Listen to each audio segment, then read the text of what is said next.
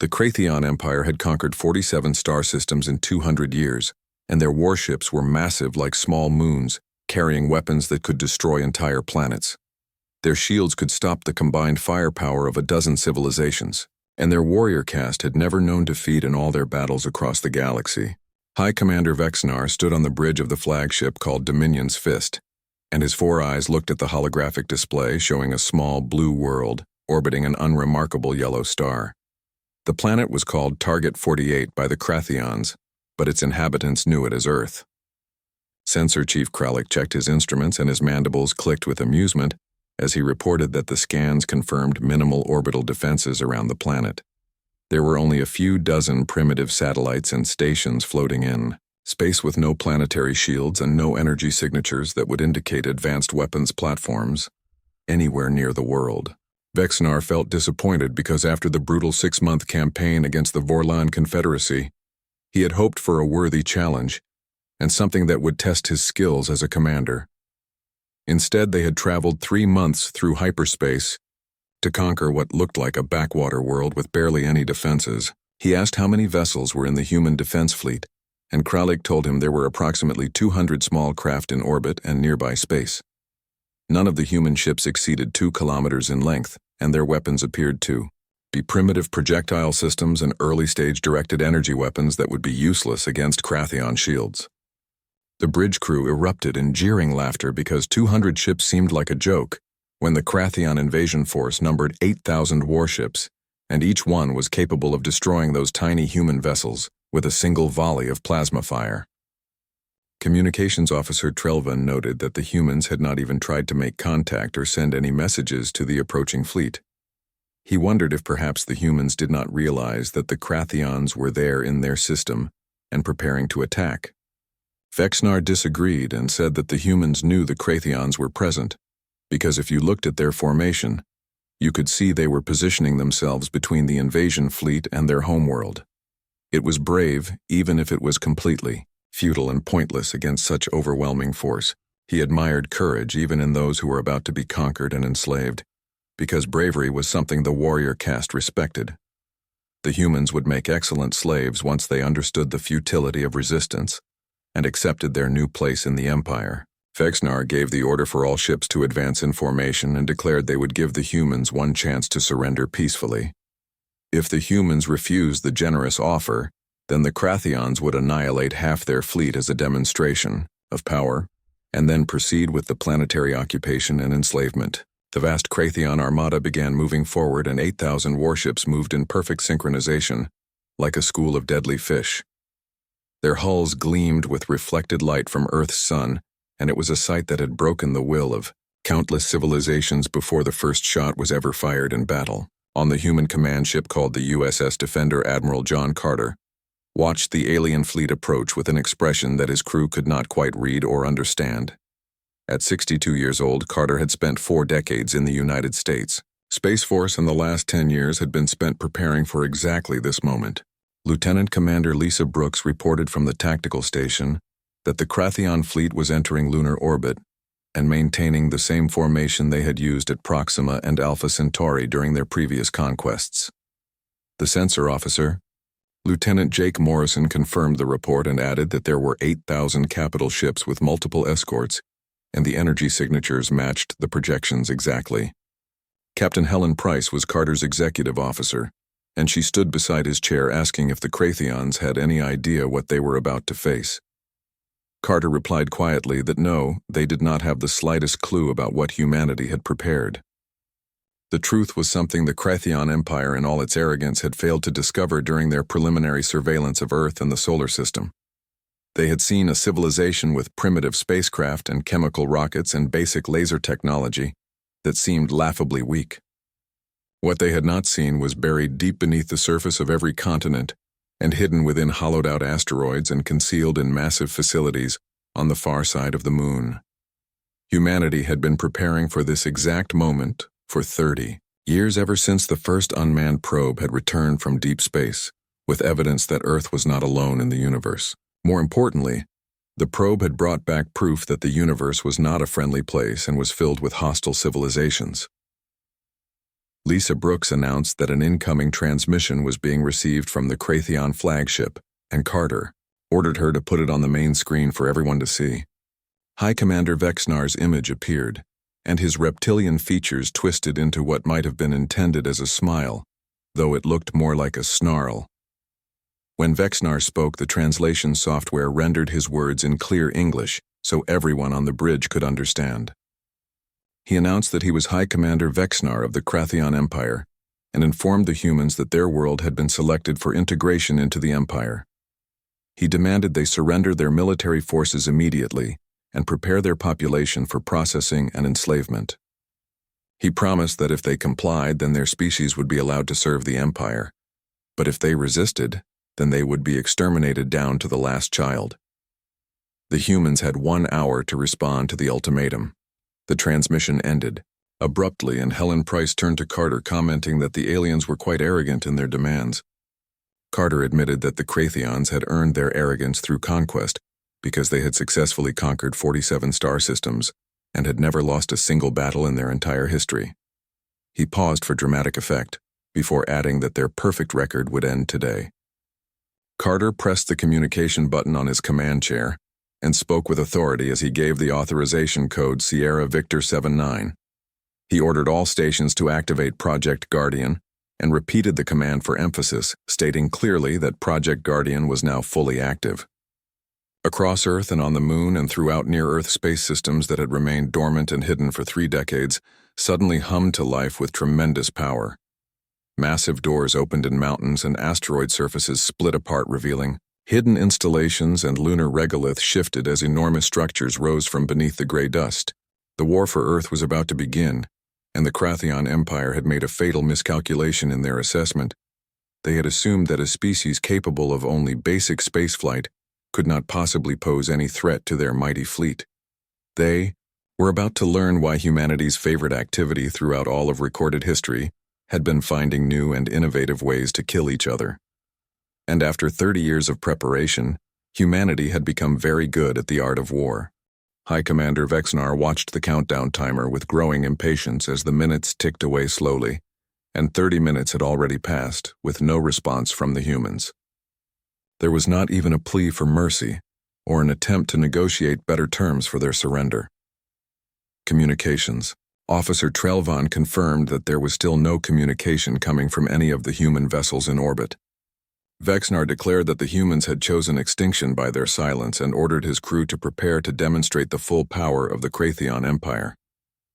He commanded them to target the orbital defense platforms and military installations visible on the surface and wait for his order to fire.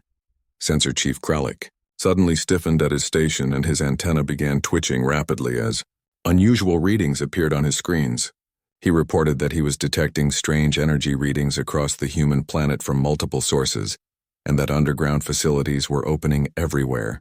Surface structures were deploying and rising from hidden locations that the preliminary scans had completely missed. Vexnar was pleased rather than concerned because it meant the humans did have hidden defenses after all.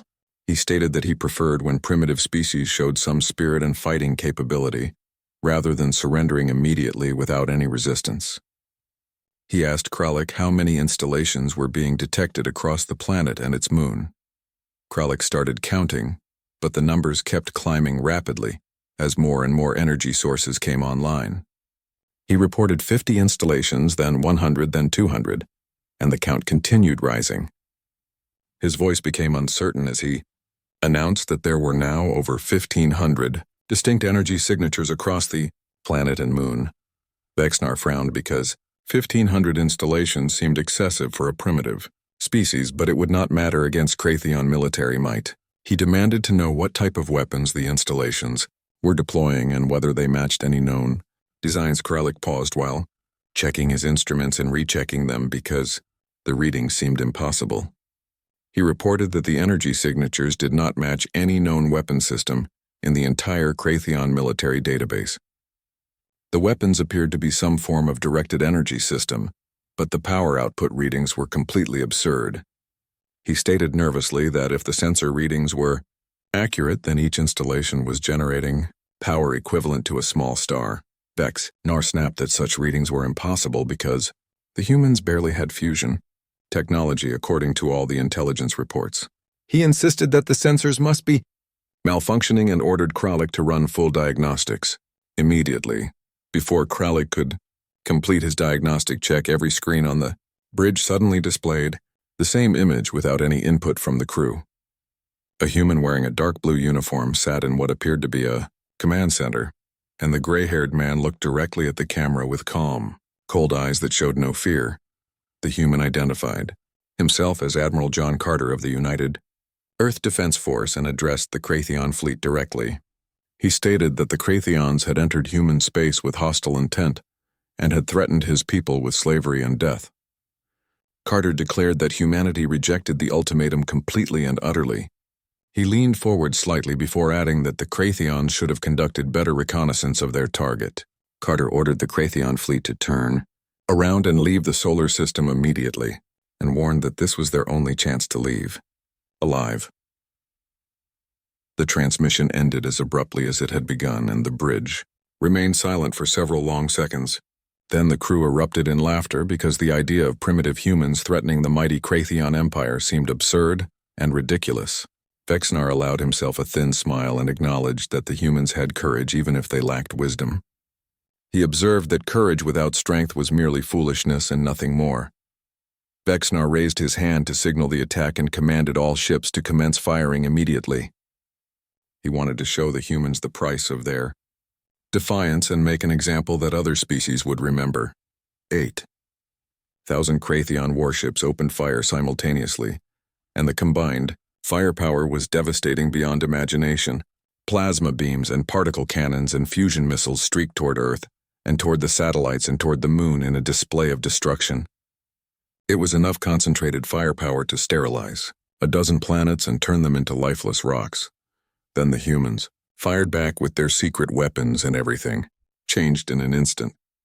Lieutenant Jake Morrison's hands moved across his console with practiced precision and years of training as he reported that firing solutions were locked on all targets. All Guardian installations across Earth and the moon reported ready status and were waiting for the command. Admiral Carter gave the order in a single word and simply said fire. Across Earth, 1,500 installations fired as one in perfect coordination. These were not conventional weapons like railguns or missiles or anything the Krathions had encountered before. The weapons were called quantum disruption cannons, and they represented 30 years of human scientific advancement focused on a single purpose. Each cannon generated a focused beam that did not just damage matter but temporarily disrupted the quantum fields holding matter together at the subatomic level. The effect was instantaneous and absolutely catastrophic for the Kratheon fleet. The quantum disruption beams crossed the distance between Earth and the Kratheon fleet at the speed of light. When the invisible beams struck the alien warships, the results were spectacular and terrifying. Shield generators simply ceased to function as their components forgot how to remain solid. Hull plating disintegrated into constituent atoms and scattered into space. Entire ships came apart like sandcastles hit by a hurricane, not exploding, but simply ceasing to exist as coherent structures. In the first volley lasting only 3 seconds, 2,000 Kratheon warships were reduced to scattered atoms drifting in space. On the bridge of Dominion's fist, chaos erupted as alarms blared and warning lights flashed everywhere. Kralik's voice rose to a near shriek as he reported catastrophic losses across the fleet. The entire forward battle group had vanished from sensors, and the second and third wings were reporting catastrophic damage. Ships were simply disappearing from the tactical display as if they had never existed. Kralik stammered that they had lost 4,000 ships in under 3 seconds, and his voice cracked with disbelief. This could not be happening because the Kratheon Empire was invincible and their shields were supposed to be impenetrable. Vexnar stared at the tactical display in complete shock and denial because this was impossible. The Kratheon shields had withstood attacks from dozens of civilizations and never failed. Their ships were the most powerful in the known galaxy, and they had never lost a battle in 2 centuries of conquest. He roared orders for evasive maneuvers and commanded all ships to scatter their formation immediately. He screamed for the fleet to return fire with everything they had, but the human weapons fired again before the Kratheon ships could execute the evasive maneuvers. Another wave of quantum disruption beams lanced out from Earth and struck the confused alien fleet. Another 2,000 warships disintegrated instantly. The carefully organized invasion fleet dissolved into a panicked mob of vessels desperately trying to flee. Vexnar's voice cracked as he ordered a retreat and commanded all ships to make emergency hyperspace jumps. He screamed at his crew to get the fleet out of this cursed system immediately before they were all destroyed. But the humans had anticipated this response and planned for it carefully, hidden among the asteroids of the outer solar system. Humanity had deployed a network of gravity field generators during the months before the invasion. The generators had remained dormant and undetectable during the Crathion approach. Now, with a single command from Admiral Carter, they activated and created an artificial gravity. While that made hyperspace travel impossible within the entire solar system, the Crathion fleet was trapped like animals in a cage with no escape route available. Captain Helen Price watched the tactical display with grim satisfaction as red icons representing Crathion ships winked out one by one. She reported that the gravity trap was holding perfectly and the enemy fleet could not jump to hyperspace. Admiral Carter ordered a third wave to fire at will and gave authorization for continuous bombardment. The Guardian installations fired again and again and again. Each volley erased hundreds of Crathion warships from existence. The aliens tried desperately to fight back, and their weapons tore into Earth's orbital defenses. They destroyed satellites and damaged some of the Guardian installations on the surface, but it was not enough. It was not even close to being enough to save them. The entire engagement lasted exactly 7 minutes from the first shot to the last. When the battle ended, the Crathion Empire's mighty invasion fleet no longer existed as a fighting force. 8,000 warships had been reduced to scattered debris and free-floating atoms drifting through space. All except one ship remained intact. Lieutenant Commander Lisa Brooks reported that the Crathion flagship was still present, though its shields were barely holding under the sustained fire. The alien ship was requesting to open communication channels. Admiral Carter studied the tactical display for a long moment. Admiral Carter looked at the broken Crathion commander on his screen, and his expression remained cold and unmoved by the aliens' obvious terror. He stated simply that humans were the species that Vexnar had decided to enslave, and that humanity had been preparing for visitors like the Crathions for a very long time. His voice carried no sympathy for the defeated commander. The Dominion's fist drifted alone in the massive debris field that had once been the greatest invasion force in Crathion history. On the bridge, High Commander Vexnar struggled to process what had just happened to his fleet. 8,000 warships had been erased from existence in just 7 minutes. The ships were simply gone as if they had never existed. Communications Officer Trelvon spoke quietly and informed his commander that the humans were hailing them again. His voice had lost all traces of the earlier arrogance and mockery that had filled the bridge. Admiral Carter's face reappeared on the main screen, and he addressed Vexnar directly with a series of questions that needed answers. He asked first whether there were more Crathion fleets planning to come to the solar system in the near future. Vexnar's military training told him to refuse and maintain operational security, even in total defeat. But his survival instincts, which had kept him alive through dozens of battles, told him that defiance would mean immediate death. These humans had just demonstrated technological superiority so overwhelming that it redefined what was possible in warfare. He admitted that no more fleets were coming because this fleet had represented a quarter of the Empire's total military strength. The Emperor did not commit additional resources until a system was fully secured and controlled. When the fleet failed to report success within the expected time frame, the Emperor would assume they had encountered difficulties. Reconnaissance vessels would be sent to investigate, but that would take 6 or perhaps 7 months. Carter nodded and stated that 6 months would give humanity enough time to prepare. He explained exactly what was going to happen next. Vexnar would return to the Crathion Empire and deliver a message that Earth was completely off limits. Humanity and the solar system were not to be threatened again. Carter leaned forward and stated coldly that if any Crathion vessel entered human space again, then humanity would do to the Crathion homeworld exactly what they had just done to this invasion fleet. Carter continued and demanded that Vexnar provide detailed information about the 47 conquered systems. He wanted locations of every slave world and every occupied planet, and every species that the Crathians had subjugated over their centuries of expansion. He demanded a complete database of Crathian military assets and territorial holdings, and hyperspace routes throughout their empire. Vexnar protested weakly that he could not betray the Empire by providing such sensitive information. His words sounded hollow even to his own ears. Admiral Carter stated flatly that Vexnar needed to make a simple choice. He could provide the information voluntarily and limp home with his ship and crew intact, or the humans could destroy the flagship and extract all the data they wanted from the ship's computer after everyone aboard was dead. Carter made it clear that either way humanity was getting the information. Vexnar looked around his bridge at the surviving crew members who had served with him for years. They had fought beside him and trusted him to lead them through countless battles. He could not condemn them to death for the sake of an empire that would likely execute him anyway for this catastrophic failure. He stated quietly that he would transmit the requested data immediately. Carter acknowledged the decision and gave Vexnar 1 hour to complete the data transfer. He added a final warning that when Vexnar reported to the Emperor, he needed to make certain things very clear. Earth was not a target for conquest. Earth was a warning to the entire galaxy. If the Crathian Empire continued its expansion and continued enslaving other species, then humanity would respond with force, and humanity would not be gentle or merciful.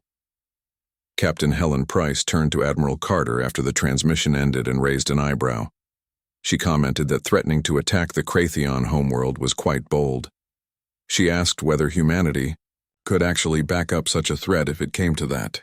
Carter shook his head and admitted the truth.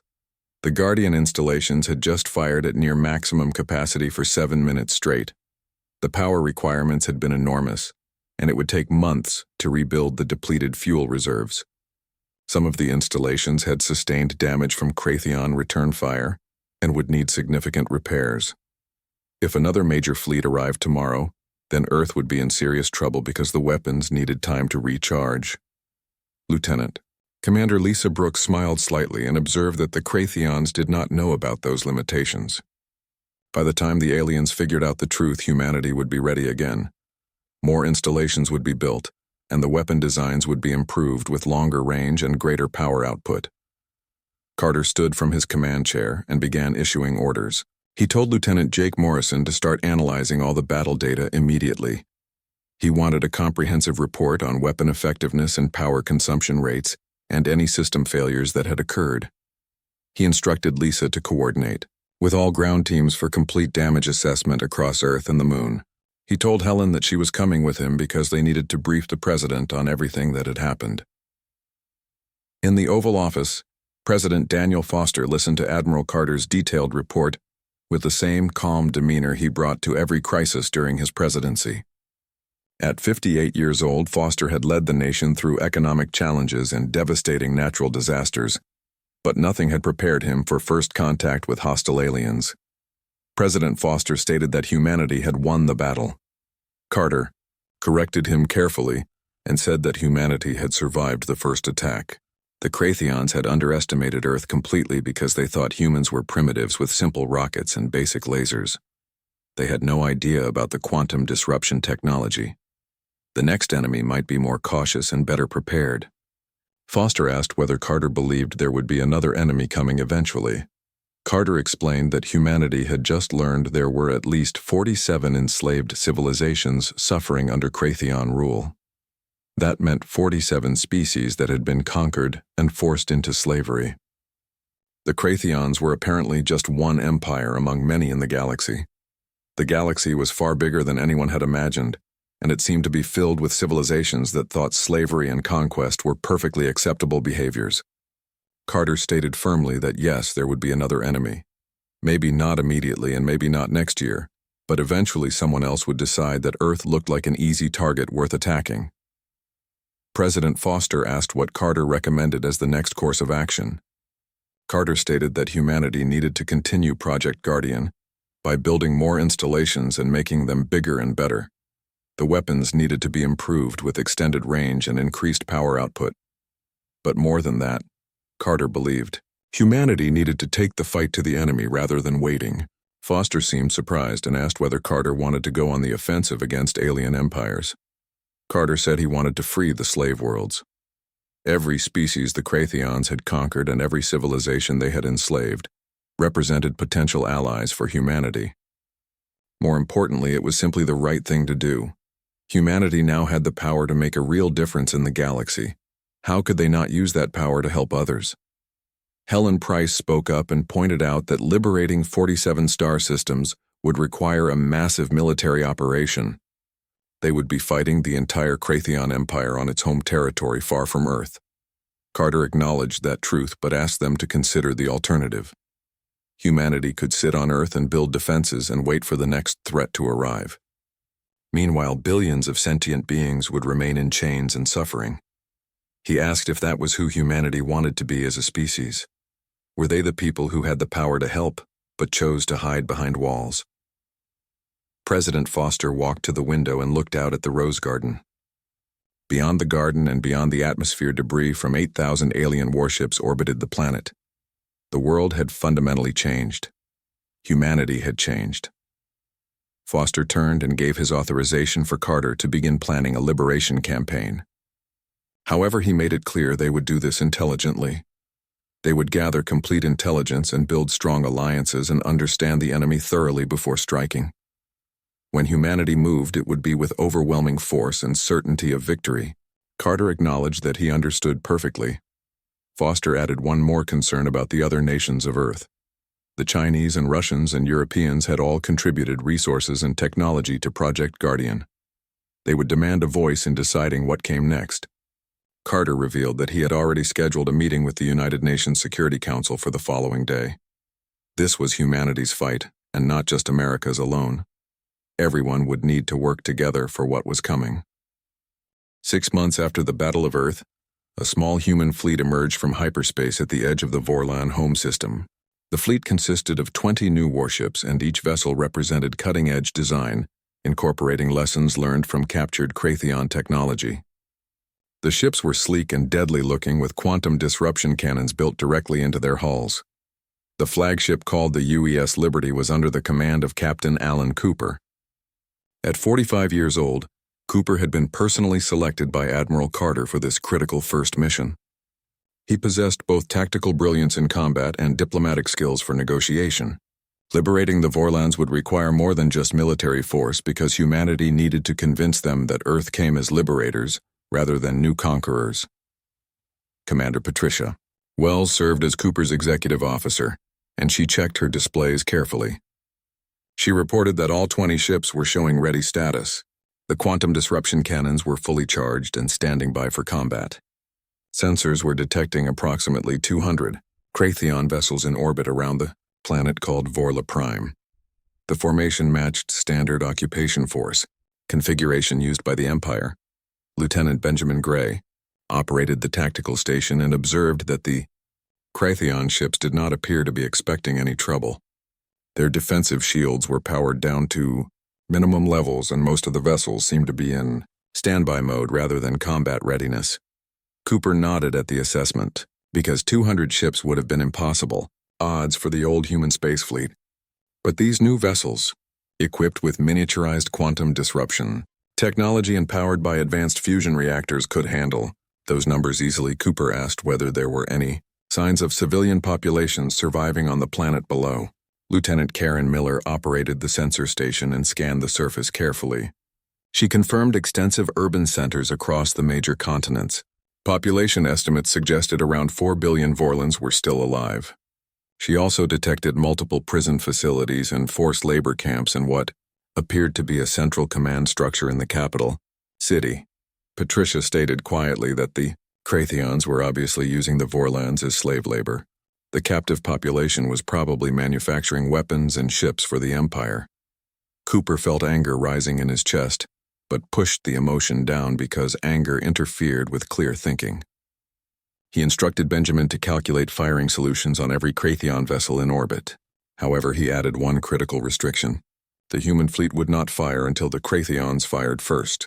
Cooper did not want the Vorlans to think humanity was just another set of conquerors replacing the old masters.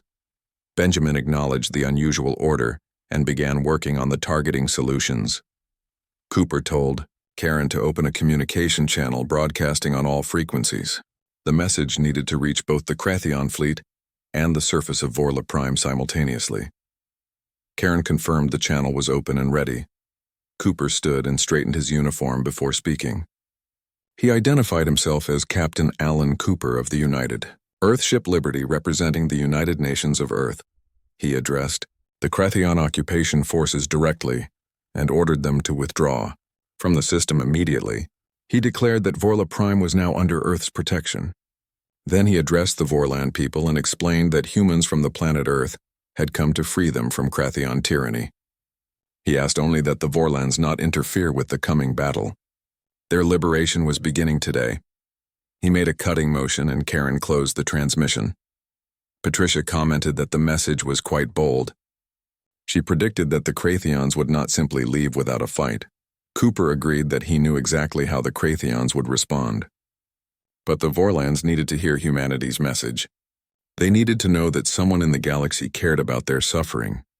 They needed to know they were not forgotten. The response from the Krathion fleet came quickly as expected.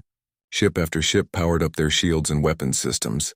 The vessels moved into standard attack formation. On the Liberty's main screen, a Krathion commander appeared with his scales dark with obvious rage. The alien commander announced that the unknown human vessels had made a fatal error. He declared that this system belonged to the Krathion Empire by right of conquest. The human ships would be destroyed completely and their homeworld would be marked for future conquest. He told them to prepare to die. The transmission ended and the Krathion fleet opened fire with all available weapons. Cooper calmly ordered all ships to execute evasive maneuvers. He commanded the fleet to return fire, but specified that they should target only weapon systems and propulsion systems. He wanted to capture prisoners rather than killing everyone, because humanity needed intelligence about Krathion. Operations, the human fleet, moved with impressive grace that the larger and slower Krathion vessels could not hope to match. Quantum disruption beams lanced out with surgical precision. Krathion ships found their weapon systems disintegrating and their engines failing catastrophically. Their shields collapsed under the focused fire. Within mere minutes, the entire battle was finished. Not a single Krathion vessel remained operational in orbit. On the surface of Vorla Prime in the capital city of Nexara, Counselor Vorn Tellus watched the sky with his own eyes. The Krathions had held his world captive for 6 brutal months. They had killed millions of his people and enslaved billions more. The occupation force had seemed utterly invincible and unstoppable. Now ships from a species he had never heard of had just obliterated the occupation fleet in minutes. Vorn felt hope for the first time in half a year. He ordered his aide to contact every resistance cell leader still alive in the city. They had work to do immediately while the Krathions were confused and disorganized. Within 1 hour across Vorla Prime, a coordinated uprising began. Vorlans who had been forced to work in weapons factories rose up against their overseers. Prisoners in labor camps overwhelmed their guards. Citizens who had been living under constant oppression fought back. Human dropships landed at strategic locations deploying ground forces to assist the uprising. But the human soldiers did not take control of cities or installations. Instead, they helped the Vorlans take control of their own world. In the Krathion Command Center in Nexara, Commander Thelvax watched his carefully maintained control crumbling with the same disbelief that Vexnar had felt above Earth. How had an unknown species appeared with technology that rendered Krathion shields completely useless? Where had these mysterious humans come from and why were they interfering? When the doors to the command center exploded inward, Thelvax expected to see human soldiers rushing in to capture him. Instead, a group of Vorlan resistance fighters stormed through the breach. They were led by a tall female with fierce, determined eyes, and she carried a plasma rifle. Behind the Vorlan fighters, a single human soldier in combat armor stood, watching but not interfering with what was happening. The Vorlan woman spoke in her own language and stated that this was payment for 6 months of hell. Thelvax understood every word through his translator device before everything went dark forever. 3 days later, in the rebuilt Vorlan Council chambers, Captain Cooper met with the planetary leaders. Counselor Vorn Tellus had become the de facto leader of the freed world through his coordination of the resistance.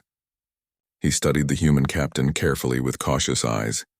Bourne stated that humanity had kept their word exactly as promised. They had freed Vorla Prime from occupation and then stepped back without trying to establish control. They had not demanded tribute or forced allegiance.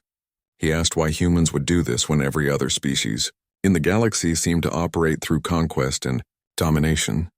Cooper smiled slightly and explained that helping others without demanding payment was simply who humans were as a species. They had not come to conquer or replace one master with another. They had come to liberate. What the Vorlons chose to do with their freedom was entirely their own decision. Vorn asked what would happen if the Vorlons chose to join humanity's cause. What if they wanted to help free the other enslaved worlds suffering under Kratheon rule? Cooper replied that humanity would be deeply honored to fight alongside the Vorlons. However, he emphasized that it had to be their choice freely made. Humanity would never force the decision. Bourne remained quiet for a long moment, thinking carefully. Then he stood and extended his hand in the human gesture of friendship that he had learned. He declared formally that the Vorlon Confederacy stood with Earth. They would fight beside humanity to free every world the Kratheons had enslaved. Not because humans demanded it, but because it was the right thing to do. Because humanity had shown them that freedom was possible even against impossible odds. Cooper shook Vorn's hand firmly, and behind them, Patricia Wells allowed herself a small, satisfied smile. This was exactly how you built a real alliance between species, not through threats or force, but through actions and mutual respect and shared values. Over the following year, the pattern repeated itself across Kratheon space again and again. Combined human and Vorland fleets would arrive at an enslaved world. They would destroy the occupation forces efficiently. They would provide assistance to help the local population liberate themselves, then more often than not the free. The liberation of the 47th and final Kratheon slave world happened on a cold morning according to Earth's calendar system. The world was called Tarsus, and it was a beautiful planet covered in vast forests and clear blue oceans. The native people called the Tarsi were avian beings who had been enslaved before they had even developed spaceflight technology. Captain Lisa Brooks had been promoted after her excellent intelligence work during the early liberation campaigns. She stood on the bridge of the UES Freedom watching Kratheon ships flee the system in complete disarray. She had specifically requested command of this final liberation mission because it felt appropriate to close the circle of freedom. Her tactical officer reported that all Kratheon vessels were leaving the system in full retreat. The Tarsi population on the surface was celebrating wildly and broadcasting messages of gratitude and thanks on every available frequency. Lisa told her communications officer to send the Tarsi people congratulations on their freedom. She added the standard message that the coalition would provide assistance in rebuilding their world, but the future of Tarsus belonged to the Tarsi people alone. It had become humanity's standard message to every freed world, and the sincerity never diminished. Over 18 months since the liberation campaign began, humanity and its growing alliance of free species had freed billions of sentient beings. But freedom was only the first step in a long journey. Rebuilding shattered worlds and establishing stable governments and helping traumatized populations recover required tremendous patience and resources and unwavering commitment. Back on Earth in the greatly expanded Guardian Command Center fleet, Admiral Carter reviewed reports from across what was now officially called the Free Systems Coalition. 62 different species and hundreds of worlds were all working together to build something completely new in galactic history. The process was often chaotic and frequently frustrating, but absolutely necessary for lasting peace. Captain Helen Price now served as Carter's chief of staff, and she reported important news. The Kratheon Empire had officially dissolved as a political entity.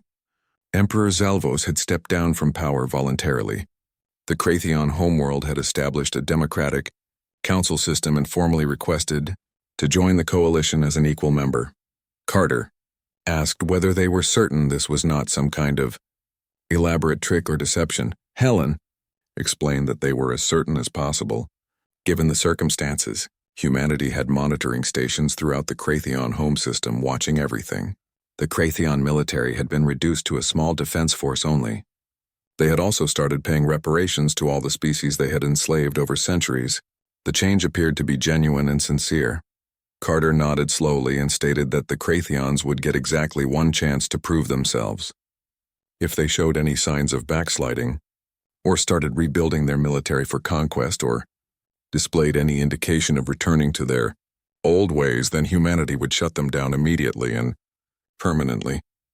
Helen agreed completely but added that she did not think such intervention would be necessary. The Crathian people were genuinely ashamed of what their empire had done to other species. When you built an entire culture around military conquest and then suddenly lost your military dominance, it forced serious examination of values and beliefs.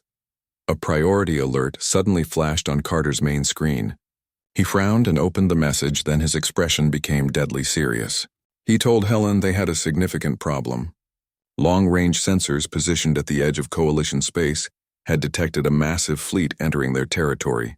The fleet was definitely not Crathian, and the energy signatures did not match any species humanity knew about. Helen asked how large the unknown fleet was, and her voice carried concern. Carter stated grimly that the fleet numbered 20,000 ships. Each vessel was 3 to 4 times larger than Crathian capital ships had been. The implications were deeply troubling. Helen felt her stomach tighten with dread as she asked whether anyone knew the intentions of this massive fleet. Carter explained that the unknown fleet was broadcasting messages on multiple frequencies. The translation software was processing the alien language now. He pulled up the audio file and played it for Helen to hear. A deep, resonant voice filled the command center, speaking words that seemed to carry absolute authority. The translation software rendered the speech into clear English. The voice identified itself as Grand Admiral Thane of the Hegemony. He announced that the lesser species of this region would be incorporated into the hegemony within the next solar cycle. Resistance was declared futile and pointless. He commanded them to surrender immediately and promised their populations would be absorbed peacefully. If they resisted, then they would be exterminated completely. The message noted that the hegemony had observed the recent conflict with what they called the Crathian primitives. The hegemony declared that Crathian technology had been inferior, but hegemony technology was far superior. The lesser species had exactly 2 days to respond with unconditional surrender. The message ended and silence filled the command center. Carter and Helen looked at each other for a long moment without speaking. Then Carter activated the coalition-wide emergency channel, connecting to all member worlds simultaneously. He identified himself as Fleet Admiral Carter and announced they faced a new serious threat. He ordered immediate mobilization of all military forces. All ships were commanded to report to their designated rally points. All defense installations were ordered to maximum readiness status. He emphasized that they would need every available resource for what was coming. Over the next 2 days, the entire coalition scrambled to prepare for war. Intelligence about the hegemony fleet revealed troubling information. The hegemony came from a region of space far beyond former Crathian territory. They had been expanding slowly but steadily for thousands of years, absorbing species after species into their empire. The Crathians had been scheduled as their next target, but humanity's unexpected intervention had complicated their expansion plans. Now the hegemony was coming to deal with this new obstacle that had interfered with their ancient patterns. President Foster called an emergency meeting of the Coalition Council. The council now included representatives from all 62 Freedy species plus Earth. The meeting was conducted via holographic conference technology with members appearing from dozens of different worlds across many light years. Foster asked the critical question directly and wanted to know if the coalition could win against this hegemony. Fleet Admiral Carter appeared in holographic form at the center of the council chamber. He answered honestly that he did not know if victory was possible. The hegemony fleet vastly outnumbered anything the coalition could assemble. Humanity's quantum disruption technology provided a significant tactical advantage, but nobody knew if hegemony shields could resist it. Crathian shields had failed completely, but the hegemony appeared significantly more advanced. Counselor Vorn Tellus of Vorla spoke up strongly. He declared that they needed to find out by testing hegemony defenses with everything available. He stated that if humanity had taught the galaxy anything important, it was that technological superiority alone did not guarantee victory. Determination and unity and the absolute will to fight for freedom mattered just as much as weapons. Other council members voiced similar sentiments and agreement. The coalition had been forged in the fires of liberation and oppression. They were not going to submit to a new tyrant without fighting with everything they had.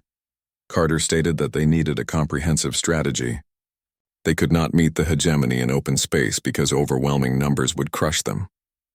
But if they could draw the enemy fleet into a carefully prepared trap and use every advantage of fighting on their home territory, then they might have a real chance. Over the next day and a half, the greatest military minds from 62 different species worked together intensively. They devised a plan that was incredibly risky, but represented their best chance for survival. The plan was designated Operation Last Stand, and it was based on one simple tactical premise. They would turn the outer edge of coalition space into a massive killing field. When the hegemony fleet arrived at the coordinates, they expected to find terrified lesser species ready to surrender immediately. Instead, they found only empty space with no defenders visible. Grand Admiral Thane was a being whose species had conquered hundreds of worlds over thousands of years. He was deeply unimpressed by the apparent cowardice. Thane announced to his bridge crew that the enemy ran like cowards. He ordered the fleet to prepare to advance toward the core worlds of this pathetic coalition. They would burn the defenders out of whatever hiding places they cowered in. The massive fleet began moving forward in formation. That was exactly when the trap activated. Hidden among asteroids and powered down completely to avoid detection, thousands of coalition ships suddenly came to life. Simultaneously, dozens of quantum disruption platforms that had been towed into position over 2 days opened fire. The hegemony ships raised their powerful shields, and for one heart-stopping moment, coalition forces thought their weapons would fail completely. But then the first hegemony vessel came apart as its shields were penetrated and its hull disintegrated into atoms. The quantum DI